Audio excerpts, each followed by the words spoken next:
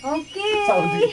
Ayan. Ayan po mga Okay. kaibigan. Buhat kalusugan pa tayo. Muli tayo nagbabalik po. At yun nga po, kanina pala nag-time check ako, nakalimutan kong banggitin. Ang oras po natin mga kaibigan, meron na tayong 9 na minuto, makalipas po ang alas 9 ng gabi. Oras po ay hatid sa atin ng My Marvelta Hebo Tea and Capsules. Iwas sakit, lakas ng katawan. Available po sa lahat ng Mercury Drugstores and leading drugstores nationwide. Ayan. At hello. Hi! You know and everything. Ayan.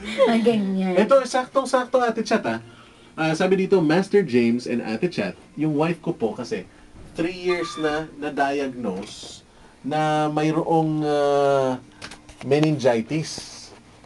Ay! Sorry, Paano Venus, naman nakasama? Natapos naman po niya yung medication niya at tinanggal din po yung bukol niya sa leeg. Ito Ate Chat ang concern niya. Ang concern sige. niya po, Ito po, habang umuulit nakikipag-chat kaya po sa ang, mga Koreano. ganitong klase ng mga sakit, Ate Chat. Opo. Mula kay Ronald. Actually, Ronald, hindi pa rin namin kabisado yung tungkol sa sakit na meningitis, pero we will discuss.